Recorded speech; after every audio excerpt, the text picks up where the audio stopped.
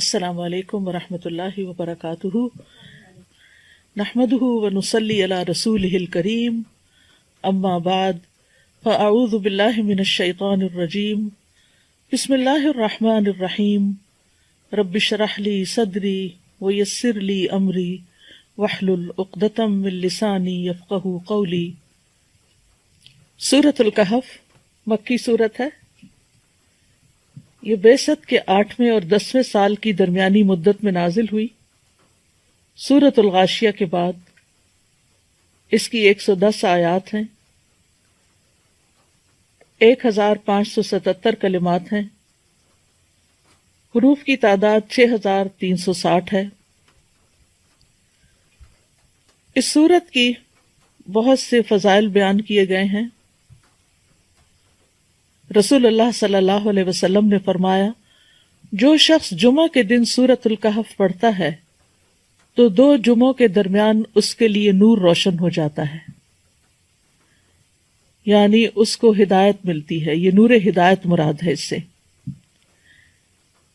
لیکن یہ نور ہدایت اسی کو ملتا ہے جو اس کو اچھی طرح سے تلاوت کر کے اس کو سمجھ کر پڑھتا ہے۔ اسی طرح رسول اللہ صلی اللہ علیہ وسلم نے فرمایا، جس نے سورۃ الکہف کی تلاوت ایسے کی جیسے وہ نازل ہوئی تو یہ اس کے لیے قیامت کے دن اس کی اقامت گاہ سے مکہ تک نور کا سبب بنے گی، اور جس نے اس سورت کی آخری 10 آیات پڑھی اور پھر دجال نکل آیا تو اسے کوئی نقصان نہ پہنچا سکے گا۔ یہ سورت سکینت نازل کرنے والی سورت ہے۔ صحیح بخاری میں آتا ہے، براء ابن عازب سے، وہ کہتے ہیں کہ ایک شخص نے سورۃ الکہف پڑھی تو اس کے گھر میں بندھا ہوا ایک جانور یعنی اس کا گھوڑا بدکنے لگا۔ اس پر اس نے سلامتی کی دعا کی تو اچانک اس کے سر پر ایک ابر سایہ کیا ہوا تھا، یا جیسے ایک شینڈلیئر سا۔ اس نے نبی صلی اللہ علیہ وسلم سے اس کا ذکر کیا تو آپ نے فرمایا، اے شخص تو پڑھتا ہی رہ، کیونکہ یہ تو طمانینت اور سکینت تھی جو قرآن پڑھنے کی بدولت اتری تھی۔ ویسے تو قرآن مجید کا کوئی حصہ بھی پڑھا جائے تو اس سے اطمینان اور تسکین حاصل ہوتی ہے، لیکن خاص طور پر سورۃ الکہف، کیونکہ سورۃ الکہف میں 7 رحمتوں کا ذکر ہے، اور یوں یہ ہفتے کے 7 دنوں کے لیے کافی ہو جاتی ہیں۔ آیت نمبر 16 میں آتا ہے، ینشر لکم ربکم من رحمتہ، تمہارا رب تمہارے لیے اپنی کچھ رحمت کھول دے گا۔ آیت 10 میں آتا ہے، ربنا آتنا من لدنک رحمہ، اے ہمارے رب ہمیں اپنے پاس سے کوئی رحمت عطا فرما۔ آیت نمبر 58 میں آتا ہے، وَرَبُّكَ الْغَفُورُ ذُو الرَّحْمَةِ، اور تیرا رب نہایت بخشنے والا خاص رحمت والا ہے۔ آیت نمبر 65 میں آتا ہے، آتَيْنَاهُ رَحْمَةً مِّنْ عِنْدِنَا، اسے ہم نے اپنے ہاں سے ایک رحمت عطا کی۔ آیت 81 میں آتا ہے، وَأَقْرَبَ رَحْمَةً، اور جو شفقت میں زیادہ قریب ہو۔ آیت 82 میں آتا ہے، رَحْمَةً مِّن رَبِّكَ، تیرے رب کی طرف سے رحمت کے لیے۔ اور 98 میں آتا ہے، قَالَ هَذَا رَحْمَةٌ مِّن رَبِّي، کہا یہ میرے رب کی طرف سے ایک رحمت ہے۔ تو بہرحال یہ سورت خوشخبری بھی دیتی ہے، سکینت کا باعث بھی ہے، دجال کے فتنے سے بچانے والی بھی ہے، ہر جمعہ کو پڑھنے والے کے لیے نور ہدایت کا باعث ہے، اور خاص طور پر اگر کوئی اس سورت کی ابتدائی 10 آیات یاد کر لے گا تو وہ دجال کے فتنے سے محفوظ رہے گا۔ دجال کا فتنہ اس دنیا میں سب سے بڑا فتنہ ہے، اور اللہ سبحانہ وتعالیٰ نے ہمیں یہ سورت ایک ایسی نعمت اور اپنی رحمت کے طور پر عطا کی ہے کہ جس کے ذریعے ہم اس فتنے سے بچ سکتے ہیں۔ سورت کا آغاز الحمدللہ سے ہوتا ہے۔ الحمدللہ الذی انزل علی عبدہ الکتاب ولم یجعل لہ عوجا، اللہ کا سب تعریف اللہ کے لیے ہے جس نے اپنے بندے پر کتاب نازل کی اور اس میں کوئی ٹیڑھ نہیں رکھی۔ تو گویا آغاز میں قرآن کا ذکر ہے۔ سورت کا اختتام بھی قرآن کے ذکر پر ہوا ہے. قل لو کان البحر مدادا لکلمات ربی لنفد البحر قبل ان تنفد کلمات ربی ولو جئنا بمثلہ مددا. تو چونکہ یہ سورت فتنے سے نجات کے لیے ہے، نہ صرف یہ کہ دجال کے بلکہ اور بھی جو فتنے انسان کی زندگی میں آتے ہیں، جیسے مال کا فتنہ، قدرت اور غلبے کا فتنہ، علم کا فتنہ، دین کا فتنہ، تو اس اعتبار سے یہ سورت الکہف اپنے نام کے اعتبار سے بھی سمبولک ہے کہ کہف جو ہوتا ہے یا کیو جو ہوتی ہے وہ پناہ لینے کے لیے ہوتی ہے، اور ایسی جگہ پر جہاں اور کوئی بھی چیز انسان کو پناہ نہیں دے سکتی. تو اس لیے اس سورت کے اندر بہت سی دلچسپ چیزیں ہیں. سورت کا آغاز الحمدللہ سے ہے، اور پھر اس قرآن مجید کا آغاز بھی الحمدللہ سے ہے. اور اس سورت میں الحمدللہ جو ہے وہ یعنی یہ سورت قرآن کے مڈل میں ہے، اور پھر قرآن کا دوسرا حصہ ایک طرح سے الحمدللہ سے شروع ہوتا ہے. اس کے علاوہ دیگر کچھ اور صورتیں بھی ہیں، جیسے سورت انعام ہے، سورت سبا ہے، سورت فاطر. یہ تمام صورتیں بھی الحمدللہ سے شروع ہوتی ہیں کہ سب تعریف اللہ سبحانہ تعالیٰ کے لیے ہے، اور اللہ ہی کے لیے، اللہ ہی کی ذات وہ ذات ہے کہ جو انسان کو ہر طرح کی پریشانیوں اور ہر طرح کے فتنوں سے بچا سکتی ہے، اور اس کے لیے اس نے قرآن جیسی نعمت نازل فرما کر ہمارے لیے فتنوں سے بچنے کا بندوبست فرما دیا. فتنہ کیا چیز ہوتی ہے؟ فتنہ عربی کے لفظ فتنہ سے ہے، جو آزمائش کرنے کے لیے آتا ہے، کسی چیز کا کھرا کھوٹا معلوم کرنے کے لیے. یعنی ایسی چیز کہ جس کے ذریعے خیر اور شر میں انسان کا حال پتہ چل جائے کہ انسان کے اندر خیر ہے یا شر ہے. ابن العربی کہتے ہیں کہ فتنے کے کئی معنی ہیں، جیسے آزمانا، مشقت، مال، اولاد، کفر، آپس کا اختلاف، اور آگ سے جلانے کے لیے بھی فتنے کا لفظ استعمال ہوتا ہے. اور یہ بھی کہا گیا ہے کہ فتنے سے مراد ظلم ہے. فتنہ کبھی اللہ سبحانہ تعالیٰ کی طرف سے آتا ہے بندے کو جانچنے کے لیے، جیسے کوئی تکلیف آ جاتی ہے، مصیبت، کوئی بیماری، کوئی قتل و غارت، کوئی عذاب یا دیگر ناپسندیدہ چیزیں. اور اگر اللہ کی طرف سے ہوں تو یہ کسی حکمت کی وجہ سے ہوتی ہیں تاکہ بندے کو چھانٹ لیا جائے. اور کبھی انسان کے اپنے طرف سے بھی ہوتا ہے، انسان کے نفس کی طرف سے بھی ہوتا ہے. بہرحال دنیا کی زندگی فتنوں اور آزمائشوں کا گھر ہے، اور دنیا میں جو وقت آخرت کے قریب آ رہا ہے تو زیادہ سے زیادہ فتنے ہی آتے چلے جا رہے ہیں. معاویہ رضی اللہ عنہ کہتے ہیں کہ میں نے نبی صلی اللہ علیہ وسلم سے سنا، آپ فرما رہے تھے دنیا میں صرف آزمائش اور فتنہ ہی باقی رہ گیا ہے، یعنی ایک فتنے کے بعد ایک اور فتنہ. تو چونکہ دنیا کی زندگی اوور آل ہی ایک امتحان ہے، تو اس میں جب سخت امتحان آ جاتے ہیں تو انسان کے لیے بہت ضروری ہوتا ہے کہ وہ کسی کہف کی طرف، کسی کیو کی طرف پناہ لے اور اپنے آپ کو ان فتنوں سے بچائے تاکہ اس کی آخرت محفوظ رہے. ابو سعید کہتے ہیں رسول اللہ صلی اللہ علیہ وسلم نے فرمایا، وہ زمانہ قریب ہے جب مسلمان کا بہترین مال بکریاں ہوں گی، جن کو لے کر وہ پہاڑوں کی چوٹیوں اور بارش کے مقامات کی طرف نکل جائے گا اور فتنوں سے راہ فرار اختیار کر کے اپنے دین کو بچا لے گا.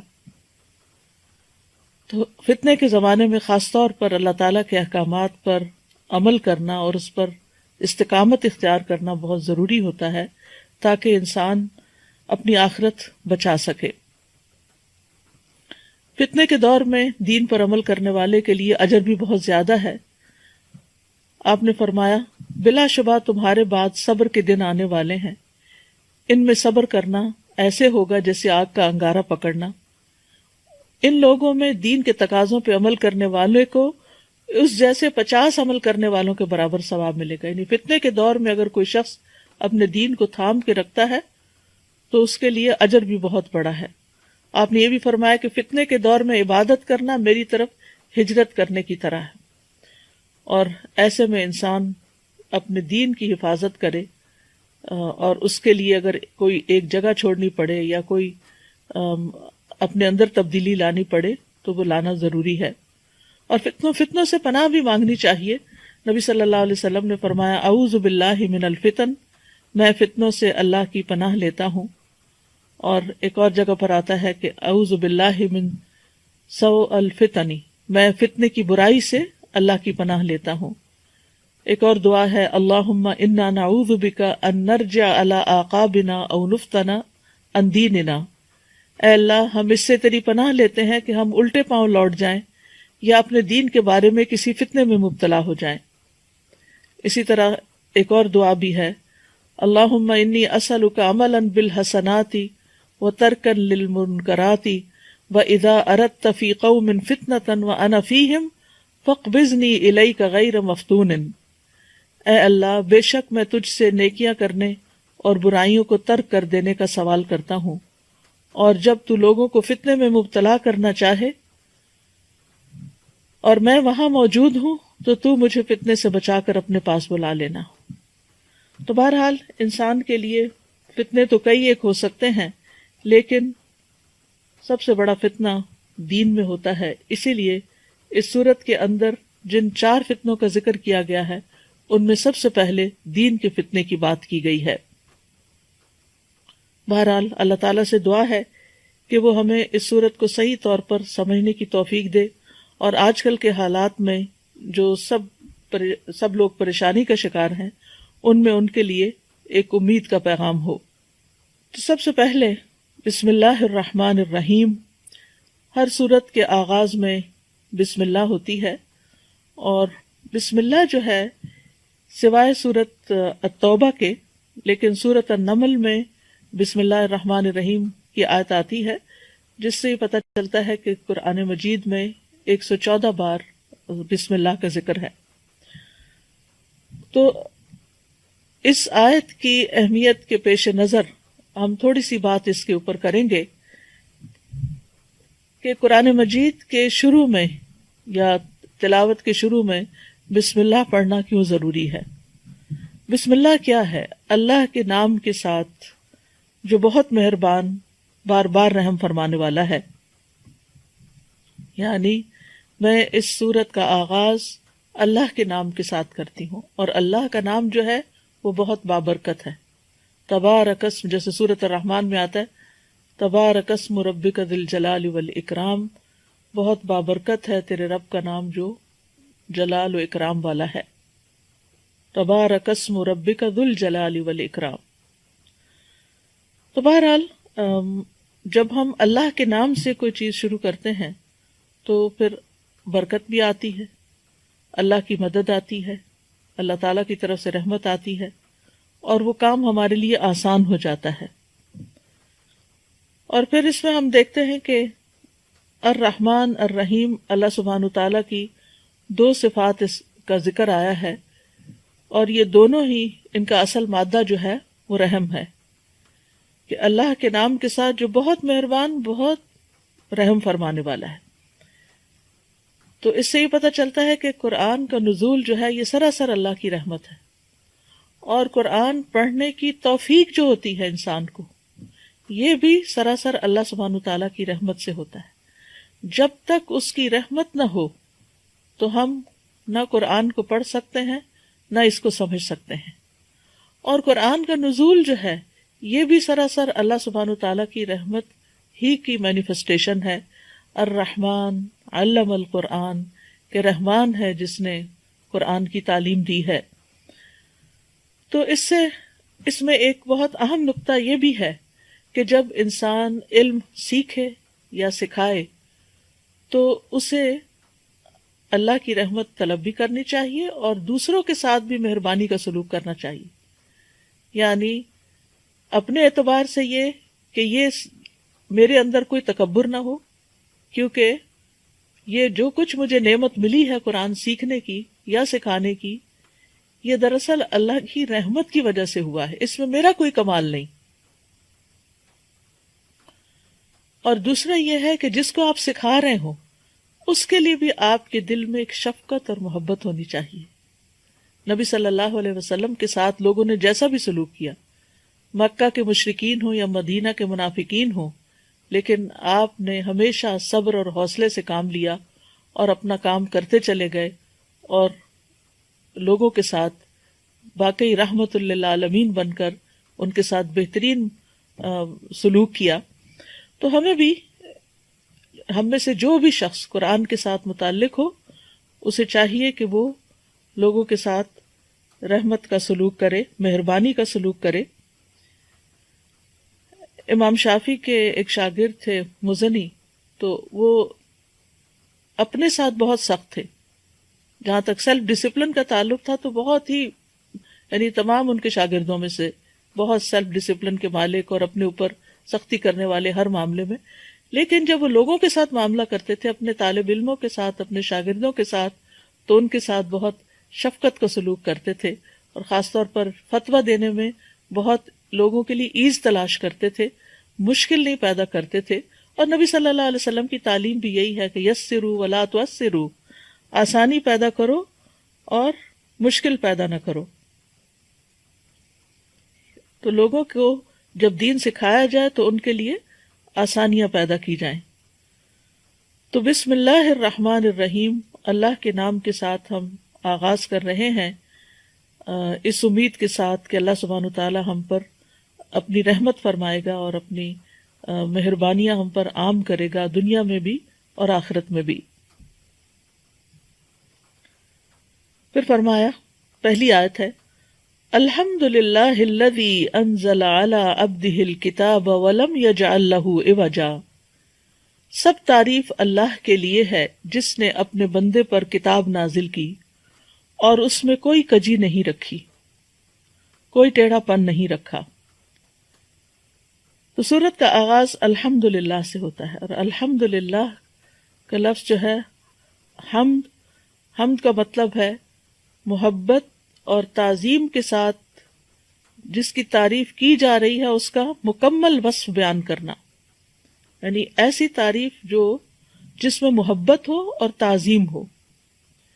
کیونکہ تعریف کے لیے مدح کا لفظ بھی آتا ہے، اور ضروری نہیں ہوتا کہ مدح کے اندر واقعی کسی کے لیے محبت بھی ہو اور تعظیم بھی ہو. بعض اوقات وہ صرف چاپلوسی ہوتی ہے یا صرف خوش آمد ہوتی ہے تاکہ اس سے کوئی بینیفٹس حاصل کیے جا سکیں. لیکن حمد کے اندر واقعی حقیقی محبت ہوتی ہے، اور محبت کی بنا پہ تعریف کی جاتی ہے، اور پھر اس میں تعظیم اور احترام کا پہلو بھی ہوتا ہے. یعنی بعض اوقات لوگ محبت کی بنا پہ گستاخی بھی کر جاتے ہیں، لیکن اللہ سبحانہ تعالیٰ کے لیے جب انسان حمد کرتا ہے، تعریف کرتا ہے، تو اس میں تعظیم کا پہلو زیادہ ہوتا ہے. اور پھر یہ ہے کہ اسی طرح شکر کا لفظ بھی استعمال کیا جاتا ہے، اور شکر میں وہ تعریف ہوتی ہے جب کوئی ہم پر احسان کرتا ہے.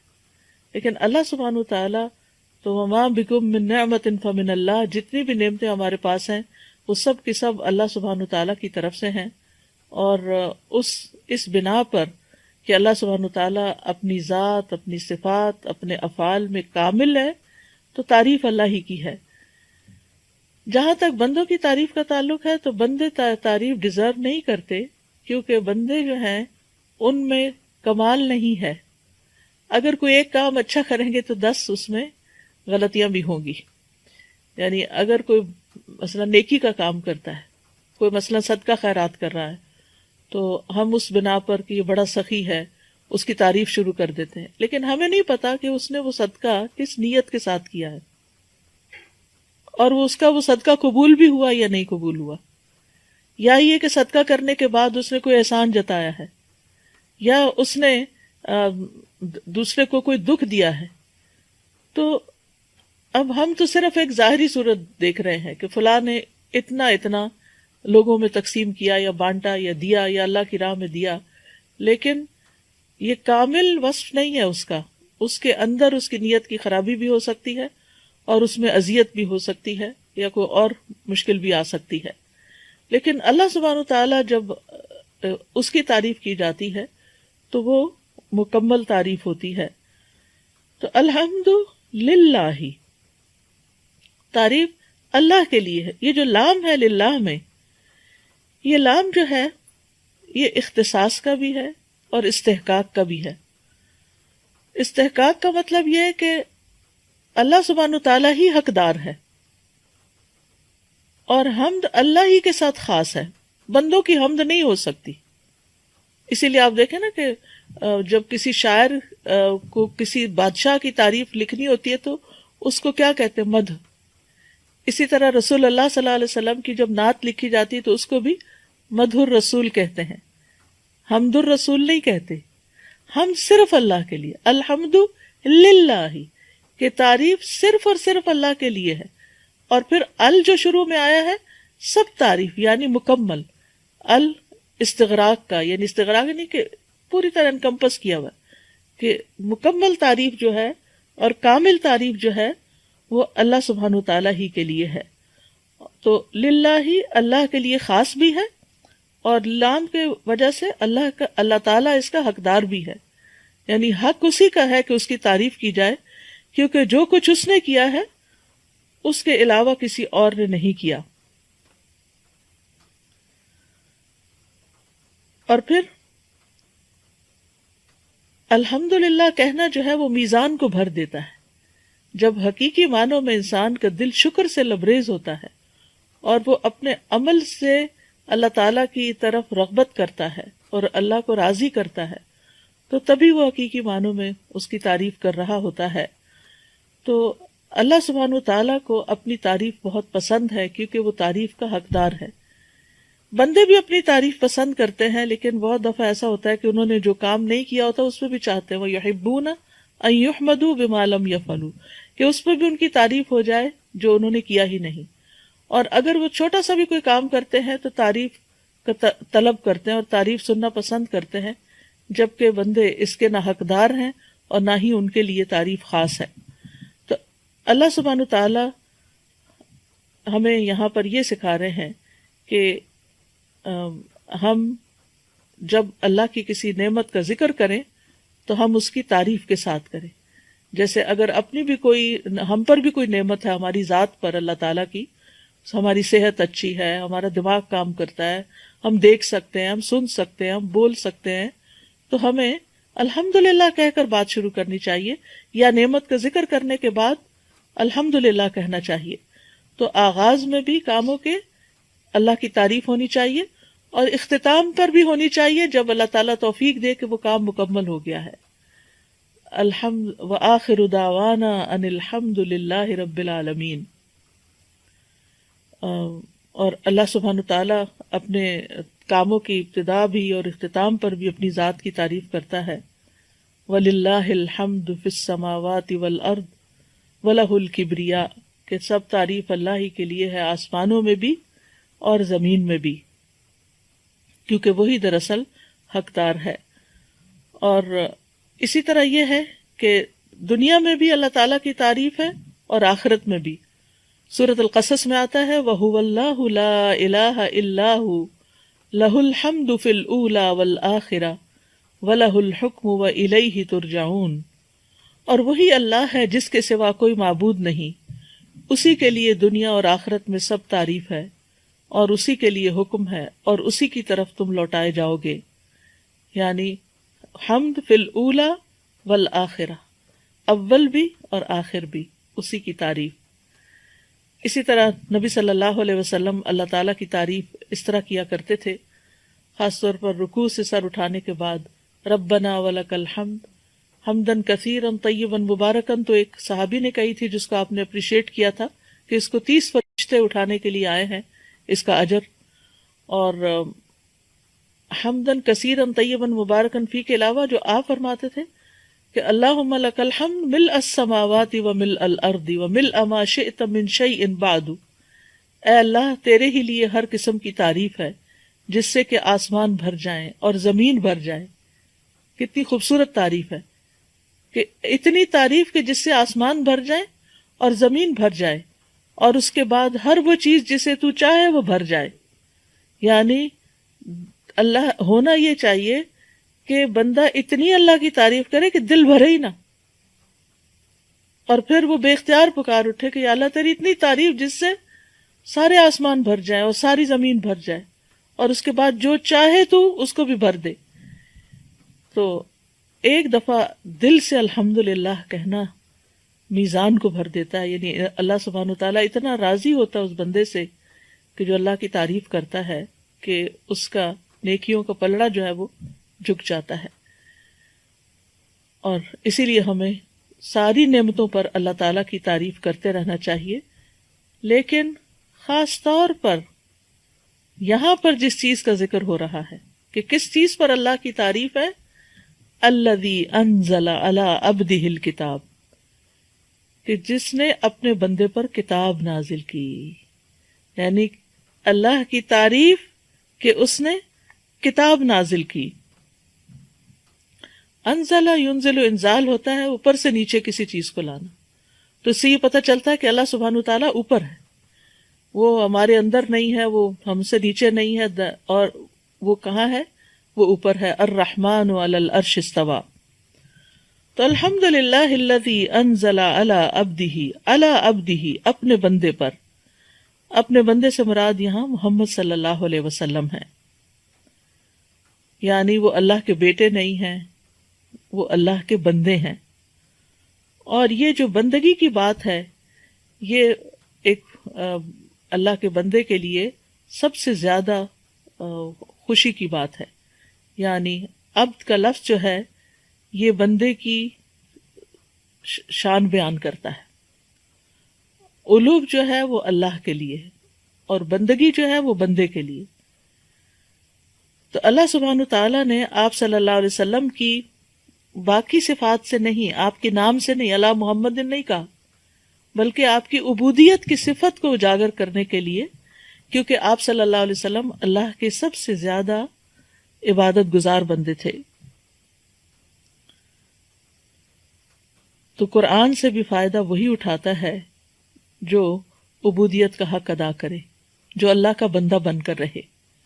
کیونکہ بہت سے لوگ قرآن پڑھ لیتے ہیں لیکن جو قرآن کہتا ہے اس پر عمل نہیں کرتے، عبد نہیں بنتے. تو چونکہ اللہ نے کتاب اپنے بندے پر نازل کی ہے تو قرآن کا نزول اسی بندے پر ہوتا ہے، قرآن اسی کو سمجھ میں آتا ہے، قرآن اسی کو عزت بخشتا ہے جو واقعی اللہ کی عبادت کرتا ہے اور اس قرآن کو پڑھ کر عبادت کی طرف رغبت کرتا ہے.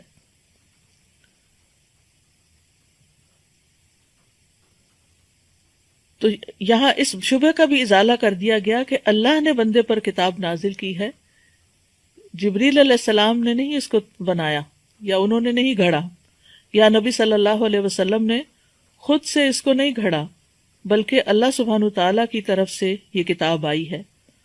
اور کتاب سے مراد تو قرآن مجید ہے، لیکن کتاب کا لفظ جو ہے یہ کتبہ سے ہے، جس کا مطلب ہوتا ہے جمع کرنا. تو قرآن جو ہے یہ جمع کیا گیا ہے، حروف سے الفاظ، الفاظ سے آیات، کلمات اور آیات سے صورتیں، اور پھر نبی صلی اللہ علیہ وسلم نے جس طرح لکھوایا اس طرح لکھا گیا. تو آپ صلی اللہ علیہ وسلم کے پاس بہت سے رائٹرز بھی تھے. جب قرآن کا کچھ حصہ نازل ہوتا تھا تو آپ لکھنے کے لیے کسی نہ کسی کاتب کو بلاتے تھے اور پھر آپ ان کو لکھوا دیتے تھے. تو اس سے یہ بھی پتہ چلتا ہے کہ یہ کتاب اللہ کا کلام تو ہے لیکن یہ ڈاکیومنٹڈ ہے، لکھوایا گیا ہے، اور نبی صلی اللہ علیہ وسلم نے ساتھ کے ساتھ اس کو لکھوایا. وَلَمْ يَجْعَلْ لَهُ عِوَجًا، اور اس کے لیے یعنی اس کتاب کے اندر کوئی ٹیڑھا پن نہیں رکھا، نہ معنی کے اعتبار سے، نہ سٹرکچر کے اعتبار سے، نہ احکام کے اعتبار سے، اور نہ ہی کسی اور یعنی اس کی تعلیمات یا احکامات کے اعتبار سے کوئی عوج نہیں رکھی. ایک ہوتا ہے عوج اور ایک ہوتا ہے عوج. عوج کہتے ہیں وہ ٹیڑھا پن جو آنکھ سے بسہولت دیکھا جا سکے، مثلا لکڑی وغیرہ کا یا کسی لوہے کی تار کا ٹیڑھا پن. اور عوج کہتے ہیں معانی میں کجی، یعنی معانی کے اندر کوئی ٹیڑھا پن نہیں رکھا، کوئی اس میں تناقض نہیں، کنٹراڈکشن نہیں، کوئی لہو و لعب نہیں، کوئی عبث بیکار بات نہیں، کوئی جھوٹ نہیں. تو اللہ سبحانہ وتعالیٰ نے اس کتاب کو ان ساری چیزوں سے پاک کر دیا. وَلَمْ يَجْعَلْ لَهُ عِوَجًا، کہ اس میں کوئی عوج، کوئی ٹیڑھا پن نہیں رکھا. یہ بھی اللہ سبحانہ وتعالیٰ نے اس کتاب کی تعریف بیان کی ہے اور اس کتاب کو ہر طرح کی خامی اور کمزوری سے پاک بتایا ہے. یہ اللہ سبحانہ تعالیٰ کا خاص کرم ہے، خاص فضل ہے کہ اس نے اس کتاب کو ہر طرح کی پیچیدگی سے اور ٹیڑھے پن سے محفوظ رکھا تاکہ لوگ اس سے صحیح طور پر فائدہ اٹھا سکیں. اور اس کے کئی ایک نام ہیں. بعض علماء نے ایک قرآن مجید کے 97 نام جمع کیے ہیں کہ اس کے مختلف نام ہیں، اور اس کو کتاب یعنی کہ رحمت بھی کہا گیا، نور بھی کہا گیا ہے، ہدایت بھی کہا گیا ہے. اسی طرح کتاب عزیز کہا گیا، کتاب کریم کہا گیا ہے، کتاب یعنی کہ مختلف نام ہیں جو قرآن پاک کے اندر آتے ہیں. تو بہرحال یہ کتاب جو ہے یہ ایک بہت ہی معزز کتاب ہے، بہت ہی بہترین کتاب ہے. تو کتاب کے ساتھ ہمیں کیا معاملہ کرنا چاہیے؟ وہی جو نبی صلی اللہ علیہ وسلم نے کیا. اور وہ کیا تھا کہ آپ نے اس کو پڑھا بھی، اس کو لکھوایا بھی، اس کو یاد بھی کیا، اس کو سنایا بھی، اس پہ غور و فکر بھی کیا، اس کے معنی بھی بیان کیے. انزلنا الیک الذکر لتبین للناس ما نزل الیہم، اور اس پر عمل کیا، عبودیت اختیار کی. تو ہم سب کے لیے بھی ضروری ہے کہ ہم اس کتاب کے ساتھ وہی معاملہ کریں جو اللہ کے رسول صلی اللہ علیہ وسلم نے کیا، یعنی اس کو پڑھیں، اس کو سمجھیں اور اس پر عمل کریں، تاکہ جس طرح اس کتاب کو اس کتاب کی وجہ سے پڑھنے والے معزز ہوئے. تو کیونکہ یہ کتاب عزیز ہے، یہ کتاب عزت بخشنے والی کتاب ہے، یہ غالب آنے والی کتاب ہے. تو اگر آپ اس کو پڑھیں گے نہیں، اگر آپ اس کو سنیں گے نہیں، اگر آپ اس کو سنجیدگی سے نہیں لیں گے تو آپ کو بھی یہ کتاب عزت نہیں دے گی. مثلاً آپ دیکھیں کہ اگر آپ کسی سے کوئی بات کر رہے ہیں، کسی کو کچھ سمجھا رہے ہیں، اس کو کوئی نصیحت کر رہے ہیں، اس کے ساتھ کوئی یعنی ہمدردی کر رہے ہیں اور وہ بندہ سن کے ہی نہیں دیتا، تو آپ کیا کریں گے؟ آپ اس کو چھوڑ دیں گے؟ آپ کے دل میں اس شخص کی کوئی قدر نہیں ہوگی. تو اللہ نے یہ کلام بھیجا ہے، اور اگر ہم اس کے لیے وقت نہیں نکالتے، اس پر محنت نہیں کرتے، اس کو نہیں پڑھتے، تو پھر یہ کیسے ہو سکتا ہے کہ اس کتاب کی وجہ سے پھر مسلمانوں کو عزت ملے؟ جیسے علامہ اقبال نے بھی کہا تھا، وہ معزز تھے زمانے میں مسلمان ہو کر، اور تم خوار ہوئے تارک قرآن ہو کر. تو جو کتاب اتنی شان والی ہے کہ جس پر اللہ سبحانہ تعالیٰ کی یہاں تعریف کی جا رہی ہے کہ اس نے اپنے بندے پر یہ کتاب نازل کی ہے اور اس میں کوئی ٹیڑھا پن نہیں رکھا، تو پھر ہمارا اس کے ساتھ کیا معاملہ ہونا چاہیے؟ اور پھر یہ کہ قیمن درست کرنے والی ہے، یعنی پہلے فرمایا کہ اس میں کوئی ٹیڑھ نہیں ہے، سچی اور عدل والی کتاب ہے، ہر طرح کے عیب سے پاک ہے. اور پھر دوسرا یہ کہ قیمن درست بھی ہے. قیم کے 3 معنی ہیں. ایک یہ کہ سیدھی ہے، درست، میانہ روی پر مبنی ہے، یہ ابن عباس کا قول ہے. دوسری یہ کہ یہ اللہ تعالیٰ کی تمام کتابوں پر نگران ہے اور ان کی تصدیق کرتی ہے، یعنی پچھلی کتابوں کو سچا مانتی ہے اور ان کو درست بھی کرتی. اور پھر یہ کہ ایک یہ معنی بھی کیا گیا ہے کہ اس پر بھروسہ کیا جاتا ہے، اس کی طرف رجوع کیا جاتا ہے. اصل میں قیم کا لفظ جو ہے اس کا ایک معنی ہوتا ہے درست کرنے والا، یعنی نہ صرف یہ کہ خود کو درست کرنے والا بلکہ دوسروں کو بھی درست کرنے والا. قیم کا لفظ جو ہے یہ انچارج کے معنوں میں استعمال ہوتا ہے کہ جو بندوں کے معاملات اور احوال کی اصلاح کرتا ہے، ان کو اپنی جگہ پر فکس کرتا ہے، درست کرتا ہے. یعنی وہ شخص جو تمہاری زندگی کو فکس کرے، ڈسپلن کرے، وہ قیم کہلاتا ہے. اسی سے لفظ قوام ہے جو قرآن مجید میں مردوں کے لیے آیا ہے کہ الرجال قوامون علی النساء. تو یہ کتاب جو ہے بندے کی سوچ کو درست کر دیتی ہے، بندے کے اندر اعتدال پیدا کرتی ہے، کیونکہ دوسرا معنی اس کا ایک اور کیا ہے کہ یہ معتدل ہے. اور نہ صرف یہ کہ یہ کتاب پڑھنے والے خود کو درست کرتے ہیں بلکہ دوسروں کی اصلاح کا کام بھی کرتے ہیں اس کتاب کے ذریعے، قیماً. اور پھر یہ کہ ظاہر و باطن میں یہ قیم ہے. قرآن مجید میں آتا ہے ان ھذا القرآن یہدی للتی ہی اقوم، یہ قرآن اس راستے کی ہدایت دیتا ہے جو سب سے زیادہ درست ہے. رسول من اللہ یتلو صحفا مطہرہ فیہا کتب قیمہ، ایسی کتابیں جو درست کرنے والی ہیں. پھر اسی طرح پچھلی کتابوں کی تصدیق کرنے والی و مہیمنا علی، ان پر نگران بھی ہے. اللہ تعالیٰ فرماتے ہیں یا اہل الکتاب قد جاءکم رسولنا یبین لکم کثیرا مما کنتم تخفون من الکتاب، اے اہل کتاب تمہارے پاس ہمارا رسول آ گیا ہے جو تمہارے لیے بہت سی وہ باتیں بیان کرتا ہے جن کو تم کتاب میں چھپایا کرتے تھے.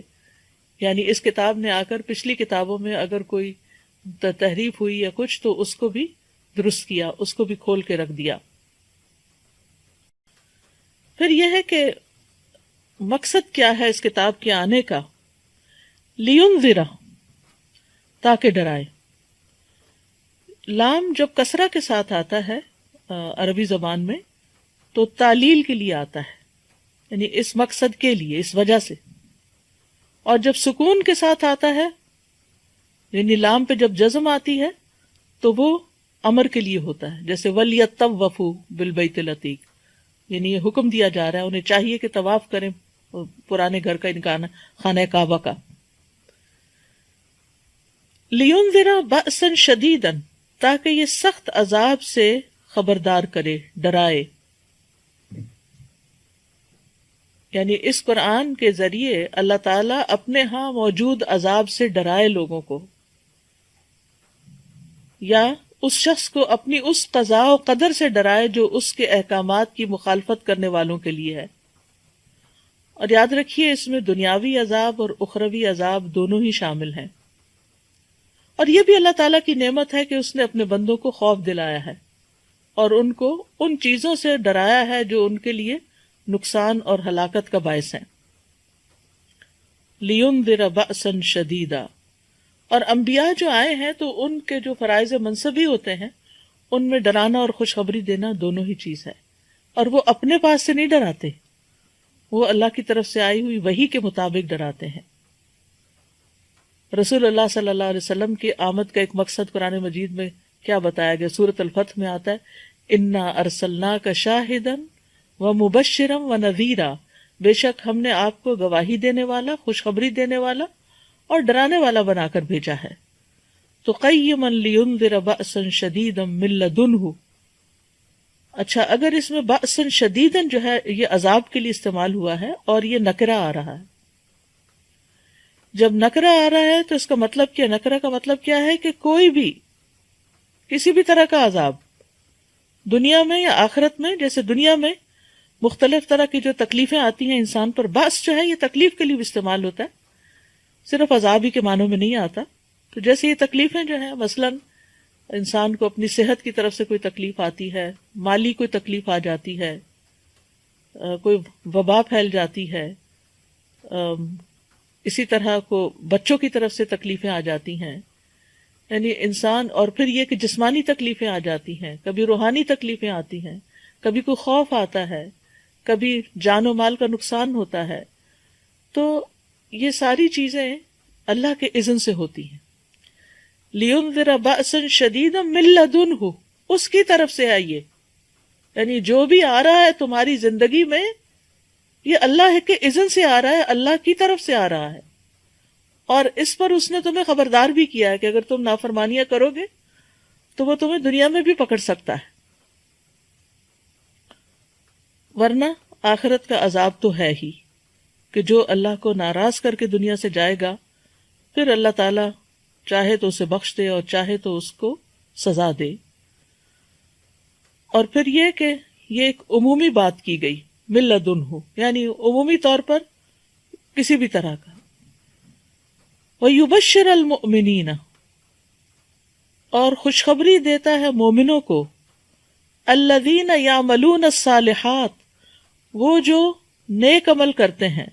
کس بات کی خوشخبری؟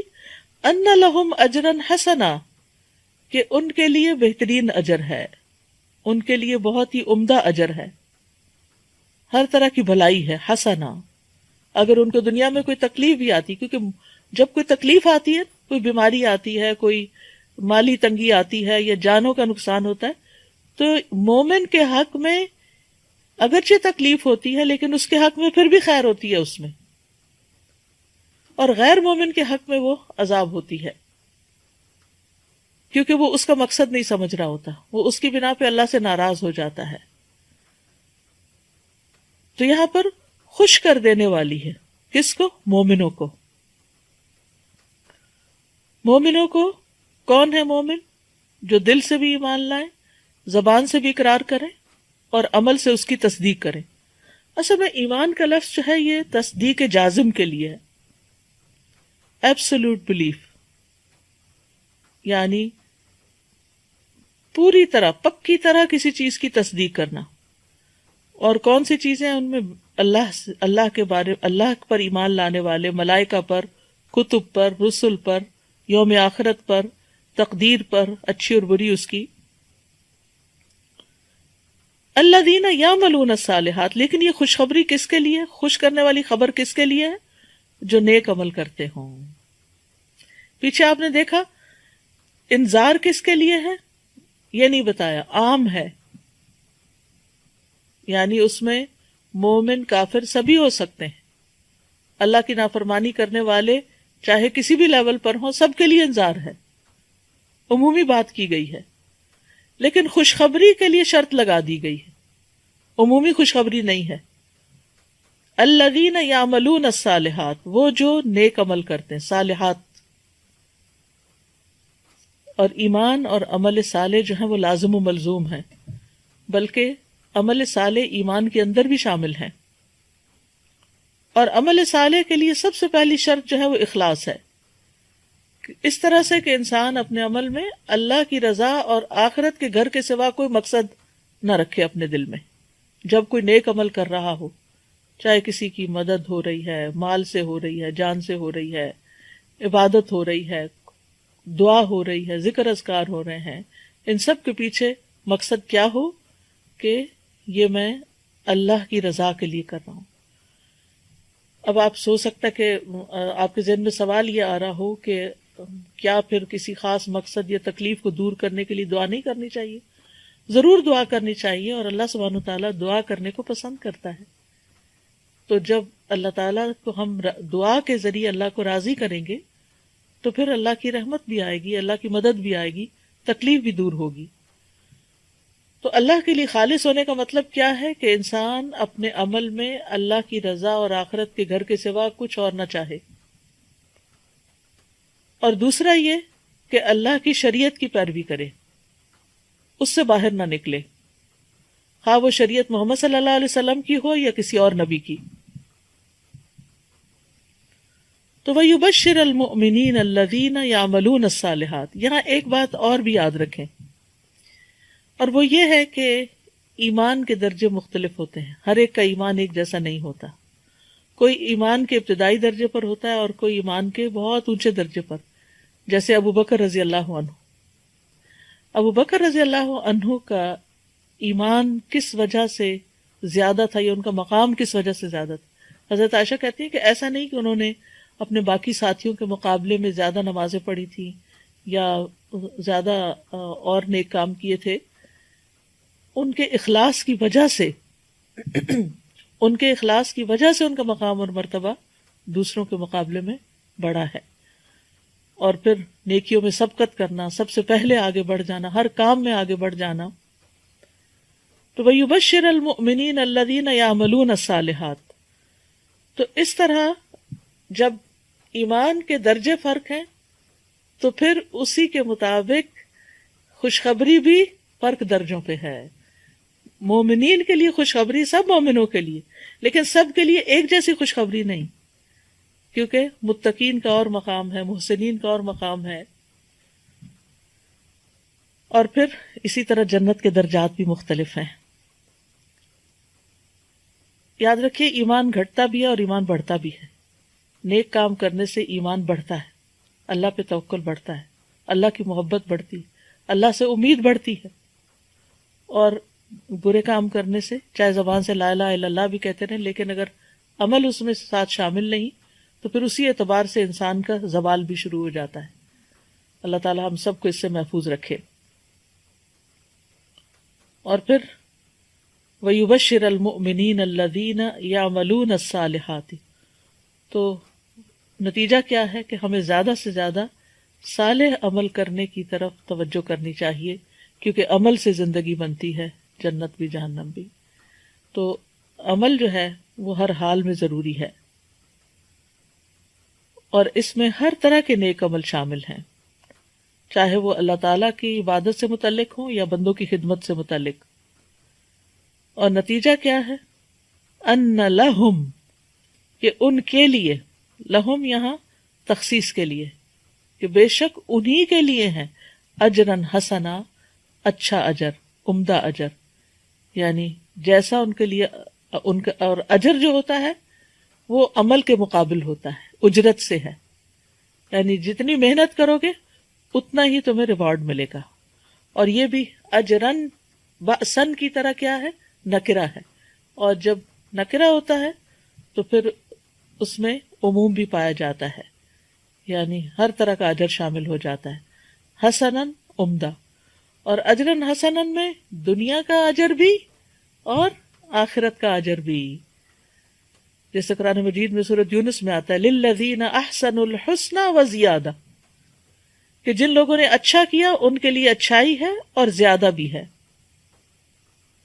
ان کے لیے زیادہ بھی ہے۔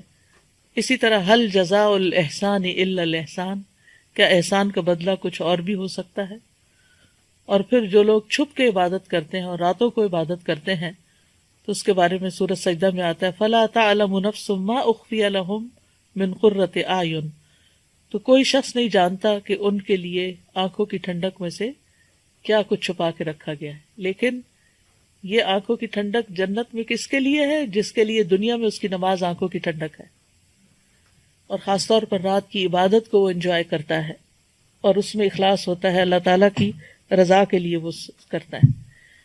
اب سوال یہ پیدا ہوتا ہے کہ یہ انذار کیوں اور تبشیر کیوں؟ اور یہاں ہم دونوں کا ایک بہترین کمبینیشن دیکھتے ہیں پورے قرآن کی طرح، کہ جہاں ڈرانے کی بات ہے وہ وہیں پر خوشخبری کی بات بھی آ جاتی ہے۔ تو یہاں ڈرایا کیوں کیا؟ اللہ سبحانہ و تعالیٰ ڈراتے کیوں ہیں؟ کیونکہ کچھ لوگ ایسے ہوتے ہیں کہ جو کہتے ہیں کہ دین میں ڈرایا نہیں کریں، ڈرانا جو ہے اس کی وجہ سے لوگ جو ہے وہ دین سے بھاگ جائیں گے۔ نہیں، بیلنس رکھنا چاہیے۔ کچھ شخصیتیں ایسی ہوتی ہیں، کچھ لوگ ایسے ہوتے ہیں کہ جو ڈر کے نیک عمل کرتے ہیں، اور کچھ لوگ ایسے ہوتے ہیں جو کسی خوشخبری کی وجہ سے۔ بہرحال دونوں ہی چیزیں ہیں، اور دونوں، یعنی یہ نہیں کہ ڈر زیادہ اور خوشخبری کم۔ جو لوگ برے کام کر رہے ہیں ان کو ڈرنا ہی چاہیے، اور جو اچھے کام کر رہے ہیں ان کو ہوپ بھی رکھنی چاہیے، یعنی ان کو اچھی امید بھی رکھنی چاہیے۔ تو آپ دیکھیے کہ ان دو آیتوں کے اندر توحید، رسالت، آخرت، ایمان کے جو بنیادی ارکان ہیں ان کا ذکر ملتا ہے، اور پھر اسی طرح اللہ تعالیٰ کی محبت، خوف اور رجا، یہ تینوں چیزوں کا ذکر ہے۔ محبت کس بات پر؟ الحمدللہ میں محبت کی وجہ سے ہم تعریف کرتے ہیں اللہ کی، کیونکہ اس نے اپنے بندے پر کتاب نازل کی اور ہمیں کتاب کے ذریعے ہدایت دی۔ اور پھر خوف، وَيُنذِرَ الَّذِينَ قَيِّمًا لِيُنذِرَ بَأْسًا شَدِيدًا، اور رجا، وَيُبَشِّرَ الْمُؤْمِنِينَ۔ تو یہ قرآن کا اعجاز ہے کہ اس میں چند لفظوں کے اندر بہت بڑے بڑے معنی رکھ دیے گئے ہیں۔